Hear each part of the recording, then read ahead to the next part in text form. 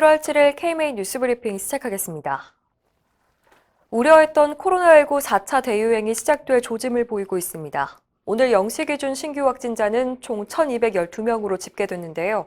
3차 대유행의 정점이었던 지난해 12월 25일 이후 6개월 만에 가장 많은 수치입니다. 수도권의 확진자가 전체의 85%를 넘게 차지하고 특히 20대에서 30대 젊은 층 감염자가 많습니다. 천은미 이대 목동병원 호흡기내과 교수는 젊은 층을 중심으로 델타 변이 바이러스가 확산하는 것이 가장 큰 원인이라고 진단했습니다. 정부의 섣부른 거리두기 완화 발표도 문제였다는 비판이 나옵니다. 정재훈 가천의대 예방의학과 교수는 지난 6월부터 방역 완화에 대한 신호들이 동시에 나오면서 국민의 긴장도가 떨어졌다고 지적했습니다. 김우주 고려의대 감염내과 교수는 이제 거리두기 단계만으로는 안 된다면서 정부가 확진자 동선을 파악하고 검사하던 초심으로 돌아가야 한다고 강조했습니다. 한편 김부겸 국무총리는 오늘 오전 중대본 회의에서 2, 3일 더 지켜보다가 상황이 잡히지 않으면 거리두기의 가장 강력한 단계까지 검토하겠다고 밝혔습니다. 최근 신규 확진자의 10명 중 약 3명이 약 20대인 걸로 나타나면서 젊은 층에 대한 백신 접종을 서둘러야 한다는 요구가 나오고 있습니다.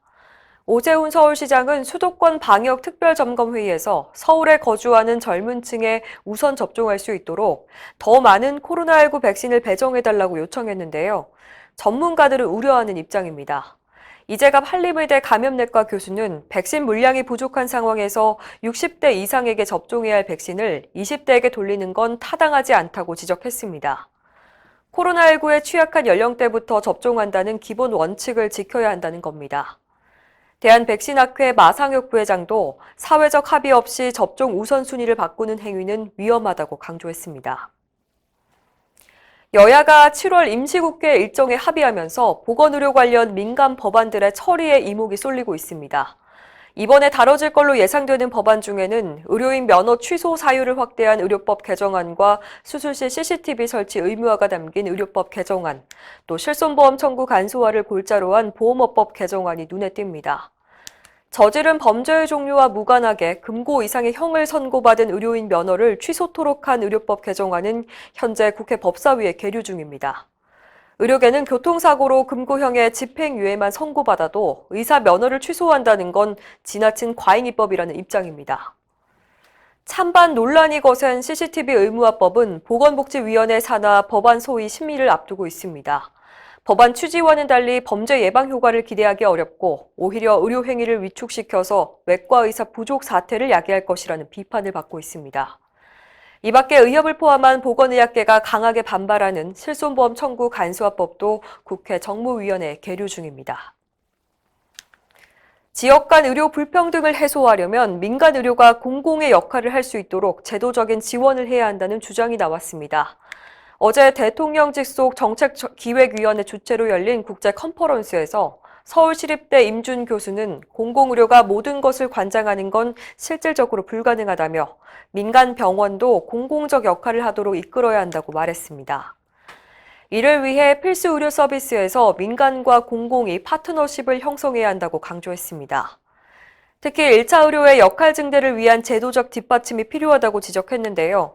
임 교수는 우리나라 의료 전달 체계가 대형 병원 중심으로 돌아가다 보니 수도권을 중심으로 대형 병원은 확장세를 보이지만 의원급 의료기관의 역할은 취약하다고 설명했습니다. 따라서 의원은 외래, 병원은 입원 중심으로 기능을 재정립하고 이를 위해 만성질환 관리 사업처럼 성과와 보상이 함께 가는 시스템이 필요하다고 강조했습니다. 먹는 낙태약으로 불리는 인공 임신 중절약에 국내 허가가 임박한 것으로 알려져 의사들이 우려하고 있습니다.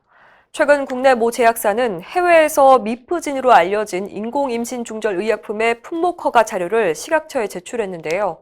빠르면 올해 안에 허가를 받을 것이란 전망입니다.